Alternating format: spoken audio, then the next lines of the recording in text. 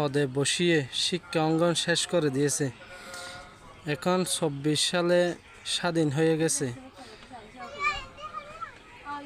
বাংলাদেশের মানুষ যদি শিক্ষিত করতে চান তাহলে ক্লাস 1 থেকে এসএসসি পর্যন্ত ইসলামী ধর্মীয় শিক্ষা বাধ্যতামূলক করতে হবে। যদি না করে দেশে অশান্তি সবসময় লেগে থাকবে, কোথাও শান্তি থাকবে না।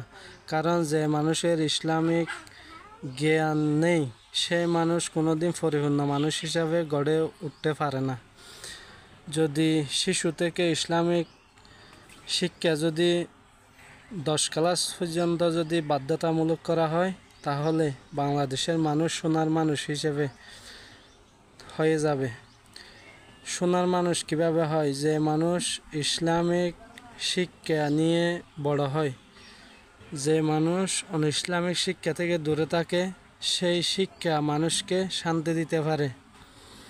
অনইসলামিক শিক্ষা কোনোদিন মানুষকে শান্তি দিতে পারে না। শিক্ষার পাশাপাশি দুনিয়াবী শিক্ষাও থাকলে সেই মানুষের জ্ঞান মেধা বুদ্ধি অনেক বেশি হয়ে যায়। সেজন্য আমাদের বাংলাদেশে ক্লাস 1 থেকে 10 ক্লাস পর্যন্ত ইসলামিক শিক্ষা বাধ্যতামূলক করা হোক। এই দেশটা যতদিন থাকবে যদি ইসলামিক শিক্ষা বাধ্যতামূলক থাকে মানুষ কোনোদিন খারাপ পথে লিপ্ত হবে না, চুরি করবে না, ডাকাতি করবে না, টেন্ডারবাজি করবে না, অন্যায় করবে না।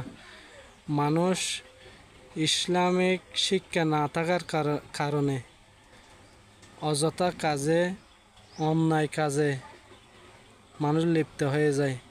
যদি সকল শিক্ষা প্রতিষ্ঠানে যদি ইসলামিক শাসন ব্যবস্থা হয় তাহলে মানুষ অন্যায় থেকে ফিরে আসবে, ঈমান আমল নিয়ে বেঁচে থাকবে। সেজন্য সকল শিক্ষা অঙ্গনে ইসলামিক শিক্ষা ব্যবস্থা দ্রুত চালু করা হোক।